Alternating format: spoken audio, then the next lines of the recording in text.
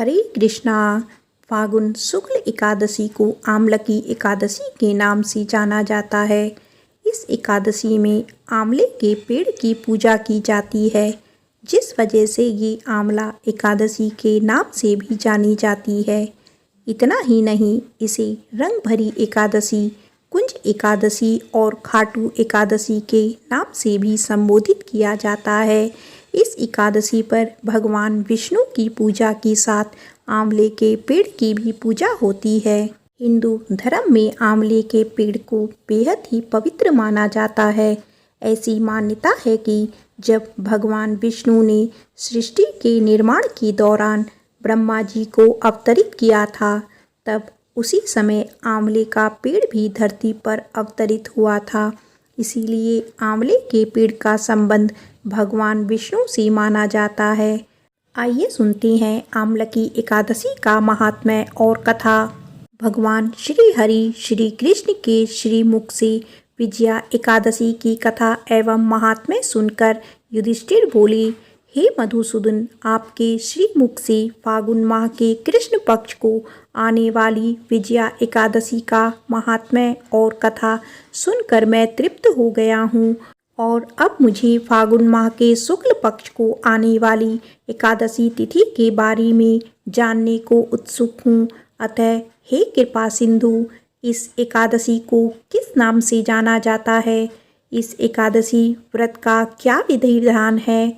इस व्रत में हमें किन भगवान की पूजा करनी चाहिए? इस एकादशी व्रत के फल स्वरूप हमें किन पुण्य फल की प्राप्ति होती है? मुझे विस्तार पूर्वक कहें। श्री कृष्ण कहते हैं, हे राजन, फागुन माह के शुक्ल पक्ष को आने वाली एकादशी को आमलकी एकादशी के नाम से जाना जाता है। इस एकादशी व्रत के प्रभाव से समस्त पापों का नाश होता है। इस एकादशी करने पर प्राप्त होने वाला पुण्य फल 1000 गौदान से मिलते पुण्य फल के समान है। हे राजन, अब मैं आपको आमलकी एकादशी की व्रत कथा सुनाने जा रहा हूँ, जो ऋषि वशिष्ठ ने राजा मानधाता को सुनाई थी। अतः इस कथा को ध्यानपूर्वक सुनना। समय की बात है, जब राजा मानधाता ऋषि वशिष्ठ के आश्रम पहुँचे और उनसे निवेदन करने लगे। राजा मानधाता ने कहा, हे मुनिवर, आप सर्व वेदों के ज्ञाता हैं। आप मुझ पर कृपा करें और मुझे कोई ऐसी कथा सुनाएं कि जिससे मेरा कल्याण हो। महर्षि वशिष्ठ ने कहा, हे राजन, तुमने बड़ा ही उत्तम विचार प्रकट किया है। सर्व कल्याण हेतु आज मैं तुम्हें एक ऐसी कथा अवश्य सुनाऊंगा।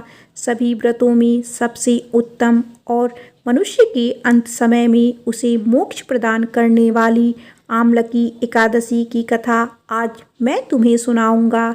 अतः इसे बड़े ही ध्यानपूर्वक सुनना। समय की बात है, वैदिश नामक एक नगर हुआ करता था, जहाँ ब्राह्मण, क्षत्रिय, वैश्य और शूद्र सभी वर्ण के लोग बड़े ही आनंद से अपना जीवन निर्वाह किया करते थे।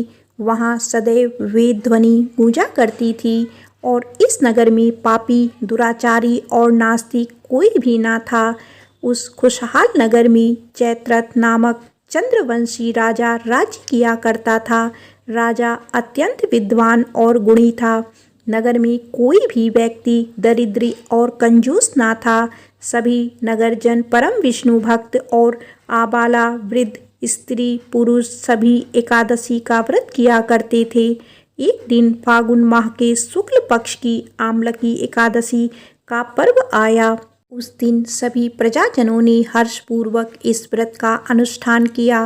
राजा अपने प्रजाजनों संग नगर के एक मंदिर में जाकर पूर्ण कुंभ की स्थापना करते हुए प्रभु को धूप, दीप, नैवेद्य, पंचरत्न आदि से धात्री आंवले का पूजन करने लगे और इस प्रकार स्तुति करने लगे, हे पूज्य धात्री, आप परम ब्रह्म स्वरूप हो, स्वयं ब्रह्मा जी द्वारा उत्पन्न हुए और सर्व पापों का नाश करने वाले हो। आपको मैं कोटि कोटि वंदन करता हूँ। अब आप मेरा अर्घ स्वीकार करें। आप स्वयं ही श्री रामचंद्र जी द्वारा पूजनीय हो। मैं आपकी स्तुति करता हूँ। अतः आप मेरी सभी अवगुणों का नाश करो। भगवान धात्री की स्तुति के साथ ही सभी ने उस रात्रि जागरण भी किया। रात्रि के समय वहाँ एक बहेलिया आया। वह अत्यंत पापी और अधर्मी था। वह अपने परिवार का भरण पोषण जीव हत्या करके किया करता था। उस समय भूख प्यास से अति व्याकुल वह बहेलिया मंदिर में हो रहा जागरण को देखने मंदिर के एक कोने में जा बैठ गया और भगवान श्री हरि की एकादशी कथा का महात्म्य सुनने लगा।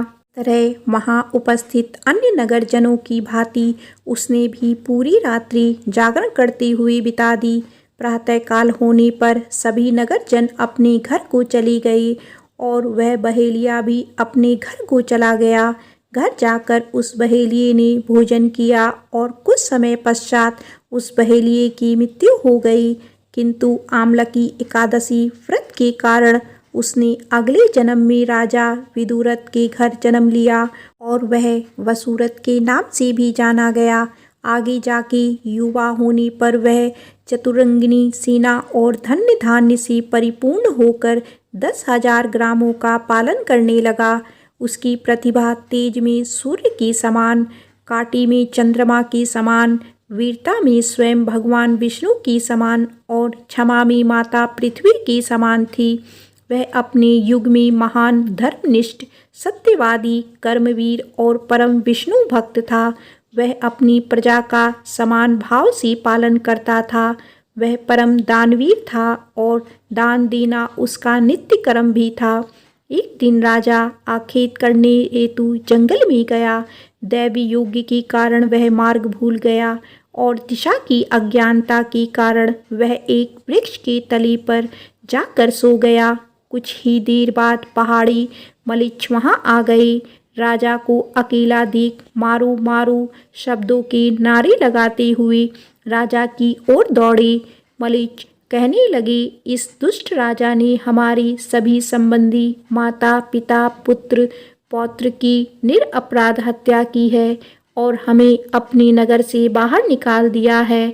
अतः ऐसे दुष्ट राजा को मारना अवश्य चाहिए। अपना क्रोध राजा के ऊपर निकालते हुए वे निशस्त्र राजा की ओर दौड़े और अपने अस्त्र शस्त्र का प्रहार राजा के ऊपर करने लगे।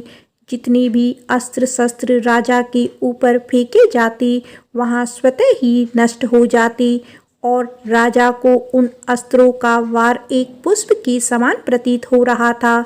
अब उन मलेच्छों द्वारा फेंके जाने वाले अस्त्र और शस्त्र उल्टा उन्हीं को क्षति पहुंचाने लगे और क्षति के मारी वह स्वयं ही मूर्छित होकर नीचे गिरने लगे।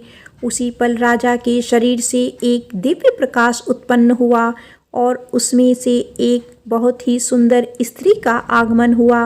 वह स्त्री सुंदर अवश्य थी, किंतु उसकी भ्रुकुटी टेढ़ी थी। उसके नेत्रों से एक भयावन अग्नि की ज्वाला प्रकट हो रही थी। वह दूसरे काल के समान दिख रही थी। राजा पर प्रहार हो रहा देखकर वह उन मलेच्छों का संहार करने उनके पीछे दौड़ी और कुछ ही समय में उसने सभी मलेच्छों का संहार कर दिया। कुछ समय पश्चात जब राजा जागृत अवस्था में आया तो उसने सभी मलेच्छों को मरा हुआ पाया। सभी मलेच्छों को मरा हुआ देखकर वह आश्चर्यचकित हो उठा और सोचने लगा कि इन मलेच्छों को आखिर किसने ही मारा है। इन निर्जन वन में ऐसा कौन है जो मेरा हितैषी है, जिसने मेरे प्राणों की रक्षा की है। तभी एक आकाशवाणी हुई, हे राजन, इस संसार में भगवान श्री हरि विष्णु के अतिरिक्त और कौन है जो तुम्हारी सहायता कर सकता है। आकाशवाणी को सुन उसने भगवान श्री हरि विष्णु की स्तुति गाते हुए उनको साष्टांग प्रणाम किया। अब राजा पुनः अपने राज्य को गया और सुखपूर्वक अपना राज्य करने लगा। अंत में महर्षि वशिष्ठ बोले, हे राजन, यह आमलकी एकादशी का प्रभाव था। इस एकादशी का व्रत करने वाला हर मनुष्य अपने सभी कार्यों में निश्चित रूप से सफलता प्राप्त करता है और अपने अंत समय में विष्णु लोक को प्राप्त होता है। प्रेम से बोलो श्री हरि विष्णु भगवान की जय। आइए सुनते हैं एकादशी व्रत में सुनी जाने वाली एकादशी माता की व्रत कथा।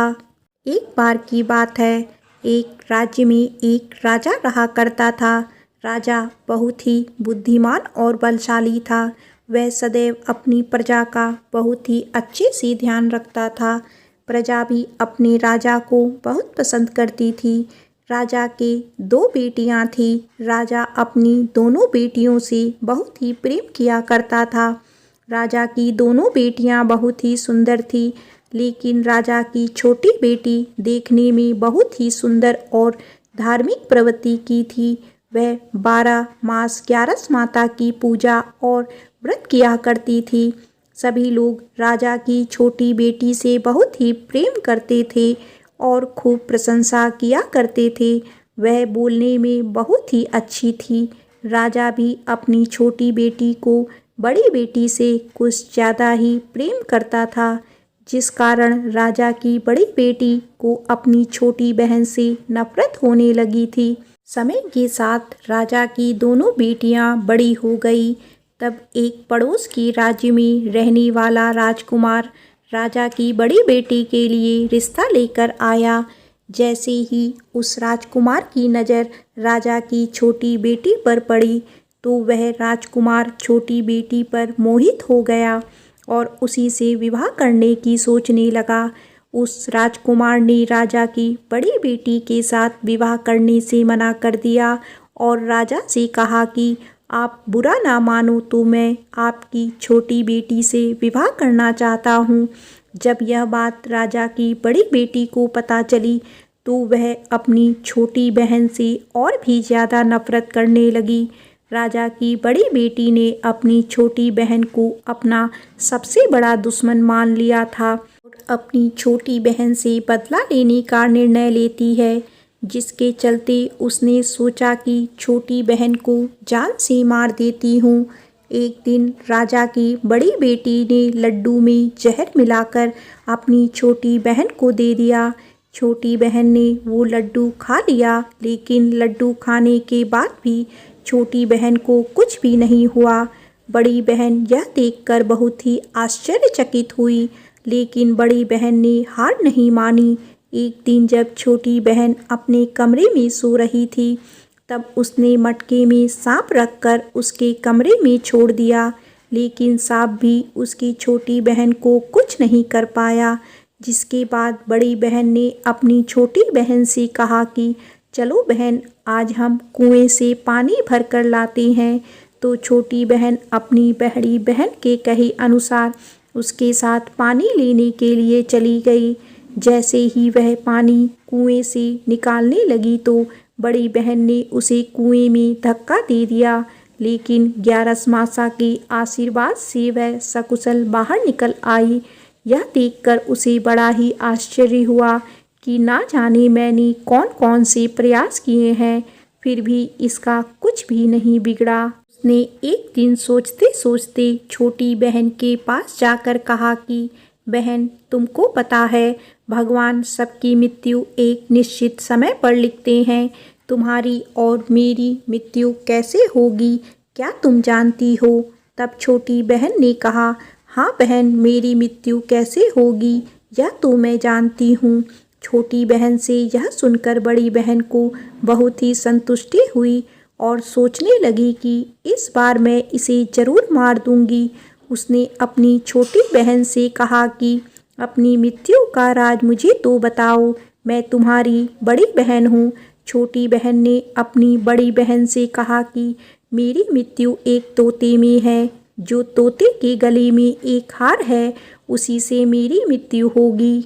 कोई व्यक्ति उस तोते को मारकर वह हार अपने गले में पहन लेगा, तो मैं मूर्छित हो जाऊंगी, और जैसे ही उस हार को अपने गले से उतार देगा, तो मैं वापस जीवित हो जाऊंगी। अपनी छोटी बहन की मृत्यु का राज जानकर बड़ी बहन बहुत ही खुश हुई और उसने अपनी छोटी बहन को मारने के लिए उस पालतू तोते को ढूंढना शुरू कर दिया। लेकिन छोटी बहन को इस बात का पता था कि वह मेरी जान लेने चाहती है। वह अपने पिताजी के पास गई और अपने पिताजी से कहा, पिताजी, अगर मेरी मृत्यु हो जाए तो मुझे जलाना मत, बल्कि आप मुझे पुरानी वाली जो हवेली है उसमें एक पलंग पर लिटाकर छोड़ देना। अपनी छोटी बेटी के मुंह से यह बात सुनकर राजा को बहुत ही बुरा लगा। उसने अपनी छोटी बेटी से पूछा कि तुम ऐसी बातें क्यों कर रही हो? 2-4 दिन में तेरी शादी होने वाली है। तब राजा की छोटी बेटी ने बताया कि पिताजी, समय किसी के लिए नहीं रुकता, कब क्या हो जाए किसी को कुछ भी पता नहीं है। फिर राजा ने अपनी छोटी बेटी से कहा कि तुम्हारा ऐसा बोलना मुझे बिल्कुल भी अच्छा नहीं लगता। लेकिन छोटी बेटी ने अपने पिताजी को ऐसा करने पर मजबूर कर दिया और वचन ले लिया कि मरने के बाद जलाना नहीं है। तो राजा ने भी अपनी छोटी बेटी की बात मान ली और 2-3 दिन बाद जब शादी का समय आया, घर में पूरा शादी का माहौल था। पूरे गाजे बाजे के साथ बारात आई। राजकुमार बारात लेकर राजा के घर आया। राजकुमार और राजा की छोटी बेटी का विवाह शुरू हो गया। से ही राजा की छोटी बेटी राजकुमार के साथ अपने फेरे लेना शुरू करती है, तो उसी समय उसकी बड़ी बहन अपनी छोटी बहन के कमरे में जाकर उसके तोते को पकड़ लेती है और उसे जान से मार देती है। तोते के गले में जो हार था उसे अपने गले में धारण कर लेती है। जैसे ही बड़ी बहन ने हार को अपने गले में डाला तो उधर छोटी बहन के 3.5 फेरे पूरे हो चुके थे और वह बेहोश होकर गिर गई। इसके बाद राजा ने बड़े बड़े हकीम को बुलाया, अपनी छोटी बेटी का इलाज करने को कहा। राजा ने कहा, कोई मेरी बेटी का इलाज कर दो, मुँह मांगा इनाम दिया जाएगा।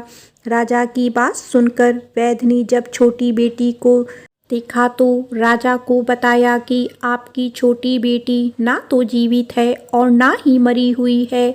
मैं तो मेरे जीवन में ऐसा पहली बार देख रहा हूँ। तो राजा ने वैद्य और हकीम को कह दिया कि यह बात बाहर किसी को मत बताना। अगर तुमने यह बात और किसी को बताई तो हम तुम्हें फांसी की सज़ा देंगे। राजा ने अपनी छोटी बेटी को पुराने महल में ले जाकर एक पलंग पर लिटा दिया। वहाँ पर कुछ सैनिकों को तैनात कर दिया और स्वयं महल पर आ गए। राजा की बड़ी बेटी अपने पिताजी के पास गई और कहने लगी कि पिताजी, अगर यह शादी संपन्न नहीं हुई तो आपकी इज्जत का क्या होगा? अगर आप कहो तो मैं आपकी इज्जत बचाने के लिए राजकुमार से शादी करने के लिए तैयार हूँ। राजा ने अपनी बड़ी बेटी की बात मानकर छोटी बेटी के कपड़े बड़ी बेटी को पहना दिए और मंडप पर भेज दिया। लेकिन राजकुमार यह जान गया था कि यह राजा की छोटी बेटी नहीं, तो उसने शादी करने से मना कर दिया। लेकिन वहाँ पर आए सारे लोगों ने राजकुमार को शादी करने के लिए विवश कर दिया और राजा की बड़ी बेटी से शादी उस राजकुमार की करवा दी गई। बचे हुए 3.5 फेरे बड़ी बेटी के साथ दिलवा दिए गए। उसके बाद राजकुमार राजा की बड़ी बेटी को अपने महल ले गया। राजकुमार राजा की बड़ी बेटी से ना तो बात करता और ना ही उसे पसंद करता था और ना ही उसके कमरे में जाता था। राजकुमार ने यह फैसला ले लिया कि मैं राजा की छोटी बेटी को ढूंढ कर ही रहूँगा। वह रात दिन उसे ढूंढता हुआ इधर उधर घूमने लगा। एक दिन राजकुमार अपने घोड़े पर सवार होकर राजा के पुराने महल के पास पहुंच गया, जहां पर उसने कुछ सैनिकों को देखा। महल के पास पहुंचकर राजकुमार ने जब महल को ध्यान से देखा तो वह समझ गया कि यह मेरी ससुर का पुराना महल है। तब राजकुमार ने सैनिकों से पूछा कि तुम लोग यहाँ पर क्या कर रहे हो और इस महल के अंदर उस पलंग पर कौन लेटा है? तो सैनिकों ने बताया कि यहाँ पर राजा की छोटी बेटी लेटी है। यह सुनकर राजकुमार बहुत ही खुश हुआ और तुरंत उससे मिलने के लिए अंदर चला गया। लेकिन देखा अंदर जाकर कि वो तो बिल्कुल बेहोश थी। राजकुमार उसकी सेवा करने लगा। जैसे ही रात हुई, राजा की छोटी बेटी उठकर बैठ गई। राजकुमार यह देखकर बहुत ही खुश हुआ और उससे पूछने लगा कि तुम यहाँ पर क्या कर रही हो? ऐसे बीच फेरों से गायब होकर यहाँ पर क्यों चली आई? तुम मेरे साथ चलो। राजा की छोटी बेटी ने राजकुमार को सारी बात बता दी। बताया कि मेरी जान एक तोते में बसी थी और यह बात मैंने अपनी बड़ी बहन को बता दी थी। मुझे पता है कि उसी ने मुझे मारने का प्रयास किया है। उसके पास एक हार है जिसको वह सुबह पहन लेती है और रात को उतार कर रख देती है। जब तक वह हार को पहने रखेगी तब तक मैं मूर्छित रहूँगी और जैसे ही वह हार को उतार देती है तो मैं जीवित हो जाती हूँ। और जब तक मेरी बड़ी बहन के पास वह हार है तब तक मैं ऐसे ही जीवित और मूर्छित होती रहूँगी। अगर मेरी बड़ी बहन के पास जो हार है वह मेरे हाथ आ जाए तो मैं हमेशा के लिए जीवित हो जाऊंगी। राजकुमार यह बात सुनकर राजा की छोटी बेटी के पास रहने का निर्णय ले लिया और बचे हुए फेरे लेकर अपने विवाह को भी पूरा कर लिया और वहीं पर रहने लगा। ऐसे करते करते काफ़ी समय बीत गया। राजा की छोटी बेटी गर्भवती हो गई। एक दिन राजकुमार को किसी काम से बाहर जाना पड़ा तो पीछे से राजा की छोटी बेटी के पेट में बहुत जोरों से दर्द होने लगा। उसने उस समय ग्यारस माता का आवाहन किया, जिसके बाद ग्यारस माता वहां पर प्रकट हुई और उन्होंने उसके दर्द को दूर किया। एक सुंदर पुत्र को उसने जन्म दिया। जब आधी रात को राजकुमार बाहर से आया तो उसने ग्यारस माता को देखा तो वह बहुत ही आश्चर्यचकित हुआ। उसने तुरंत माता को प्रणाम किया। ग्यारस माता ने राजकुमार से कहा कि जब तुम्हारा बेटा 5 वर्ष का हो जाए तो तुम अपनी पत्नी का हार लाकर इसके गले में डाल देना, जिससे यह हमेशा के लिए जीवित हो जाएगी। समय के चलते राजकुमार का बेटा 5 साल का हो गया। एक दिन राजकुमार को फिर किसी काम से बाहर जाना पड़ा। उसने अपने बेटे से कहा, तुम अपनी माता का ध्यान रखना और मैं शाम तक लौट आऊँगा। जैसे ही राजकुमार वहाँ से बाहर निकला तो बड़ी बहन के सैनिकों ने उसे देख लिया और बड़ी बहन को जाकर सारी बात बता दी। जिसके बाद बड़ी बहन अपनी छोटी बहन के पुत्र को वहाँ से उठवा लिया और उसे मरवा दिया।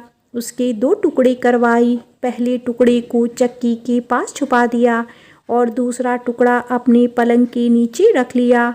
यह देखकर ग्यारस माता ने भिखारी का रूप धारण किया और उसके घर आ गई। भिक्षा मांगने लगी तो बड़ी बहन ने अपने नौकरों से कहा कि जाओ भिखारी को भिक्षा दे दो। लेकिन जैसे ही नौकर ग्यारस माता को भिक्षा देने के लिए जाता है तो माता उन्हें मना कर देती है और कहती है कि मैं तुम्हारी रानी से ही भिक्षा लूँगी। नौकरों ने अंदर जाकर कहा कि रानी, वह हमसे भिक्षा नहीं ले रही है, बोल रही है कि मैं रानी से भिक्षा लूँगी। जब बड़ी बहन स्वयं भिक्षा देने के लिए भिखारिन बनी ग्यारस माता के पास आती है, उससे पहले ही माता एक बिल्ली का रूप बनाकर उसके कमरे में चली जाती है। वहाँ पर जो छोटी बेटी के पुत्र का एक टुकड़ा था वह उठा लेती है और दूसरा चक्की के पास से उठाकर जीवित कर देती है और वहाँ से लेकर चली जाती है और राजकुमार को सारी बात बताकर उन्हें उनका बेटा सौंप देती है। राजकुमार अपने बेटे को लेकर उस बड़ी बहन के पास जाता है और उससे कहता है कि इस बच्चे का अच्छे से ध्यान रखना। अगर तुम इस बच्चे को अच्छे से ध्यान रखोगी तो मैं तुमसे बात करूँगा, वरना मैं यहाँ से चला जाऊँगा। एक दिन राजकुमार ने अपने बच्चे से कहा कि तुम ऐसा करो, तुम्हारी माँ के गले का वो हार मांग लो, तुम्हारी जिद की वजह से वह तुम्हें दे देगी। अपने पिताजी के कहे अनुसार लड़का अपनी बड़ी माँ के पास जाकर कहता है कि माँ, मुझे तुम्हारे गले का हार चाहिए। यह सुनकर उसकी माँ को पहले तो बहुत गुस्सा आता है, पर उसको याद आता है कि राजकुमार ने कहा है कि अगर मैं इस बच्चे का अच्छे से ध्यान रखूंगी तो ही वह मुझसे बात करेंगे। सोचती है कि छोटी बहन अब तक तो मर गई होगी, उसे जला भी दिया होगा, अब कौन सी जिंदा होने वाली है। यही सोचकर वह हार को निकालकर उस बच्चे को दे देती है। वह बच्चा उस हार को ले जाकर अपने पिताजी को दे देता है। तो राजकुमार अपने बेटे और उस हार को लेकर वहाँ से चला जाता है और जाते हुए कहता है कि तुम हमारे लिए खाना बनाकर तैयार रखना, मैं शाम को आकर तुम्हारे साथ ही खाऊंगा। यह कहकर अपने बेटे को लेकर वहाँ से सीधा राजा के पास जाता है और राजा को सारी बात बता देता है। राजा अपनी बड़ी बेटी की यह करतूत सुनकर बहुत ही क्रोधित होते हैं और अपनी परवरिश को दोष देने लगते हैं। राजा राजकुमार को अपनी छोटी बेटी के साथ रहने का आदेश देते हैं। राजकुमार वह हार लेकर छोटी रानी के पास जाता है और उसके गले में वह हार डाल देता है, जिससे वह जीवित हो जाती है। दोनों बहुत ही खुश होते हैं। राजकुमार अपने बेटे और अपनी पत्नी को लेकर अपने राज्य में चला जाता है। इस तरह एकादशी व्रत के प्रभाव से राजा की छोटी बेटी को अपने जीवन में आई तमाम मुसीबतों को से छुटकारा मिलता है। प्रेम से बोलो एकादशी माता की जय। आइए अब सुनते हैं एकादशी के दिन सुनी जाने वाली श्री शालिग्राम जी की पुण्य फल प्रदान करने वाली सच्ची कथा। एक कसाई था सदना, वह बहुत ही ईमानदार था। वो भगवान के नाम और कीर्तन में मस्त रहा करता था। यहाँ तक कि मांस को काटते बेचते हुए भी वह भगवान नाम गुणगान करता रहता था। एक दिन वह अपनी ही धुन में कहीं जा रहा था कि उसके पैर से कोई पत्थर टकराया। वह रुक गया और उसने देखा एक काले रंग के गोल पत्थर से उसका पैर टकरा गया है। उसने वह पत्थर उठा लिया और अपनी जेब में रख लिया, यह सोचकर कि यह मांस तोलने के काम में आएगा। वापस आकर उसने वह पत्थर मांस के वजन को तोलने के काम में लगाया। कुछ ही दिनों में उसने समझ लिया कि यह पत्थर कोई साधारण नहीं है, क्योंकि जितना वजन उसको तोलना होता, पत्थर उतने ही वजन का हो जाता। धीरे धीरे यह बात फैलने लगी कि सदना कसाई के पास वजन करने वाला पत्थर है। वह जितना चाहता है पत्थर उतना ही तोल देता है। किसी को 1 किलो मांस देना होता है तो तराजू में उस पत्थर को एक तरफ डालने पर दूसरी ओर 1 किलो का ही मांस तुलता है। अगर किसी को 2 किलो चाहिए तो वो पत्थर 2 किलो के भार जितना भारी हो जाता है। इस चमत्कार के कारण उसके यहाँ लोगों की भीड़ जुटने लगी। भीड़ जुटने के साथ ही सदना की दुकान की बिक्री बढ़ गई। यह बात एक ब्राह्मण तक भी पहुंची। हालांकि वह ऐसी अशुद्ध जगह पर नहीं जाना चाहते थे जहां मांस कटता हो व बिकता हो, किंतु चमत्कारी पत्थर को देखने की उत्सुकता से सदना की दुकान तक खींच लाई। दूर से खड़ा वह सदना कसाई को मांस तोलते देखने लगा। उसने देखा कि कैसे वह पत्थर हर प्रकार के वजन को बराबर तोल रहा है। ध्यान से देखने पर उसके शरीर के रोए खड़े हो गए।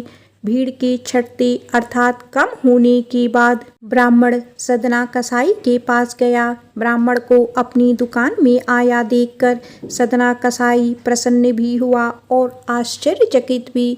बड़ी नम्रता से सदना ने ब्राह्मण को बैठने के लिए स्थान दिया और पूछा कि वह उनकी क्या सेवा कर सकता है। ब्राह्मण बोले, तुम्हारी इस चमत्कारी पत्थर को देखने के लिए ही मैं तुम्हारी दुकान पर आया हूँ, या यूँ कहूँ कि ये चमत्कारी पत्थर ही मुझे खींचकर तुम्हारी दुकान पर लेकर आया है। बातों ही बातों में उन्होंने सदना कसाई को बताया कि जिसे पत्थर समझकर वो मांस तोल रहा है, वास्तव में वो शालिग्राम जी हैं, जो कि भगवान का स्वरूप होता है। शालिग्राम जी को इस तरह गले कटे मांस के बीच में रखना व उनसे मांस तोलना बहुत बड़ा पाप है। सदना बड़ी ही सरल प्रवृत्ति का भक्त था। ब्राह्मण की बात सुनकर उसे लगा कि अनजाने में मैं तो बहुत बड़ा पाप कर रहा हूँ। अनुनय विनय करने सदना ने वह शालिग्राम उन ब्राह्मण को दे दिया और कहा कि आप तो ब्राह्मण हैं, इसीलिए आप ही इनकी सेवा परिचर्या करके इन्हें प्रसन्न करें। मेरे योग्य कुछ सेवा हो तो मुझे अवश्य बताइए। ब्राह्मण शालिग्राम शिला को बहुत सम्मान से घर ले आए। घर आकर उन्होंने श्री शालिग्राम को स्नान करवाया, पंचामृत से अभिषेक किया व पूजा अर्चना आरंभ कर दी। कुछ ही दिन बीते थे कि उन ब्राह्मण के स्वप्न में श्री शालिग्राम जी आए और कहने लगे कि हे ब्राह्मण, मैं तुम्हारी सेवाओं से प्रसन्न हूँ, किंतु तुम मुझे उसी कसाई के पास छोड़ आओ। स्वप्न में ही ब्राह्मण ने कारण पूछा तो उत्तर मिला कि तुम मेरी अर्चना पूजा करते हो, मुझे अच्छा लगता है, परंतु जो भक्त मेरे नाम का गुणगान कीर्तन करते रहते हैं, उनको मैं अपने आप को भी बेच देता हूँ। सदना तुम्हारी तरह मेरी सेवा नहीं करता, परंतु वह हर समय मेरा नाम गुनगुनाता रहता है, जो मुझे बहुत ही अच्छा लगता है, इसीलिए तो मैं उसके पास गया था। ब्राह्मण अगले दिन ही सदना कसाई के पास गया और उनको प्रणाम करके सारी बात बताई। तत्पश्चात श्री शालिग्राम जी को उन्हें सौंप दिया। ब्राह्मण की बात सुनकर सदना कसाई की आंखों में आंसू आ गए। मन ही मन उन्होंने मांस बेचने और खरीदने के कार्य को तिलांजलि देने की सोची और निश्चय किया कि यदि मेरे ठाकुर को कीर्तन पसंद है तो मैं अधिक से अधिक समय नाम कीर्तन ही करूँगा। प्रेम से बोलिए श्री शालिग्राम भगवान की जय। आइए अब सुनते हैं भगवान श्री हरि विष्णु और माता लक्ष्मी की एक कथा। एक बार भगवान श्री हरि विष्णु और माता लक्ष्मी के साथ हरिद्वार में घूम रहे थे। माता लक्ष्मी ने देखा कि सारे मनुष्य गंगा में स्नान करके हर हर गंगे कहते जा रहे हैं, परंतु सभी लोग दुखी और परेशान हैं। तब माता लक्ष्मी ने बहुत ही आश्चर्य से भगवान विष्णु से पूछा, स्वामी, गंगा में इतनी बार स्नान करने पर भी इनके पाप और दुखों का नाश क्यों नहीं हुआ? क्या गंगा में अब सत्यता नहीं रही? भगवान विष्णु बोले, गंगा में तो वही सामर्थ्य है, परंतु इन लोगों ने पाप नाशनी गंगा में स्नान ही नहीं किया, फिर इन्हें लाभ कैसे मिलेगा? माता लक्ष्मी जी ने आश्चर्य से कहा कि स्नान कैसे नहीं किया? सभी तो हमारे सामने स्नान करके जा रहे हैं, अभी तक तो इनके शरीर भी नहीं सूखे हैं। भगवान विष्णु ने कहा, यह लोग तो केवल जल में डुबकी लगाकर ही आ रहे हैं, तुम्हें मैं कल इसका रहस्य समझाऊंगा। दूसरे दिन बहुत जोर से बारिश होने लगी, सारी गलियां कीचड़ से भर गई। एक चौड़े रास्ते में एक बड़ा सा गड्ढा था, चारों ओर कीचड़ भरा हुआ था और भगवान विष्णु ने लीला रची। वे स्वयं एक बूढ़े आदमी का रूप धारण करके उस गड्ढे में जा गिरे। लक्ष्मी जी को उन्होंने समझाकर पास में बैठा दिया कि देखो, तुम लोगों को सुना सुना कर यूँ पुकारती रहो कि मेरे बूढ़े पति अचानक गड्ढे में गिर पड़े हैं, कोई पुण्य आत्मा इनको बाहर निकालकर इनके प्राण बचाए और हम असहाय दंपत्ति की सहायता करे। भगवान विष्णु ने यह भी समझा दिया कि कोई व्यक्ति गड्ढे में से मुझे बाहर निकालने को तैयार हो जाए, तब इतना और कह देना कि मेरे पति सर्वथा निष्पाप हैं, इन्हें वही व्यक्ति छुए जो खुद भी निष्पाप हो। यदि आप निष्पाप हैं तो उनको हाथ लगाएं, नहीं तो उनको हाथ लगाते ही आप स्वयं भस्म हो जाएंगे। लक्ष्मी जी तथा अस्तु कहकर गड्ढे के किनारे बैठ गई और आने जाने वालों को सुना सुनाकर भगवान विष्णु की सिखाई हुई बात कहने लगी। गंगा में नहाकर लोगों के झुंड आ रहे हैं और सुंदर युवती को यूं बैठी देखकर कुछ लोगों के मन में पाप आ गया और कुछ लोगों को धर्म का भय हुआ और कुछ लोग कानून से डरे और कुछ लोगों ने तो लक्ष्मी जी को यह भी कह दिया कि मरने दो इस बूढ़े को, क्यों इसके लिए रोती हो। और कुछ दयालु और चरित्रवान पुरुषों ने उस युवती के पति को बाहर निकालना चाहा, परंतु लक्ष्मी जी के वचन सुनकर वे भी रुक गए। उन्होंने सोचा कि हम गंगा में नहाकर आए हैं तो क्या हुआ, पापी तो हैं ही, कहीं हम सहायता करते समय भस्म ना हो जाएं। उनके पास कई व्यक्ति आए परंतु किसी का साहस नहीं हुआ। सैकड़ों आए और सैकड़ों ने पूछा और चले गए। संध्या का समय हो चला। तब भगवान विष्णु ने माता लक्ष्मी से कहा, देखा आया कोई सच्चे मन से गंगा में नहाने वाला। तब थोड़ी देर बाद एक नौजवान युवक हाथ में एक लोटा लिए हुए हर हर गंगे कहता हुआ आया। लक्ष्मी जी ने उसे भी वही बात कही। उस युवक का हृदय करुणा से भर आया। उसने भगवान विष्णु को बाहर निकालने की तैयारी की। लक्ष्मी जी ने उसे रोक कर कहा कि भाई, यदि तुम सर्वदा निष्पाप नहीं हो तो मेरे पति को छूते ही तुम भस्म हो जाओगे। उसने उस समय बिना किसी संकोच किए हुए लक्ष्मी जी से कहा, माता, मेरे निष्पाप होने में तुम्हें संदेह क्यों हो रहा है? ने देखा नहीं, मैं अभी अभी गंगा में नहा कर आया हूँ। अभी आपके पति को बाहर निकाल देता हूँ। युवक ने लपक कर उस बूढ़े आदमी को ऊपर उठा लिया। भगवान श्री हरि विष्णु और माता लक्ष्मी ने उसे सच्चा भक्त समझकर अपना असली रूप प्रकट कर दर्शन देकर उसका जीवन धन्य किया। भगवान विष्णु ने माता लक्ष्मी से कहा कि इतने सारे लोगों में से केवल इस आदमी ने ही गंगा में स्नान किया है। इस दृष्टांत के अनुसार जो लोग बिना श्रद्धा और विश्वास के केवल दिखाने के लिए गंगा में स्नान करते हैं, उन्हें वास्तविक फल प्राप्त नहीं होता। परंतु इसका यह मतलब नहीं है कि गंगा स्नान व्यर्थ जाता है। गंगा स्नान का बहुत पुण्य भी है। गंगा आज भी उतनी ही सामर्थ्यवान है। प्रेम से बोलो श्री लक्ष्मी नारायण भगवान की जय।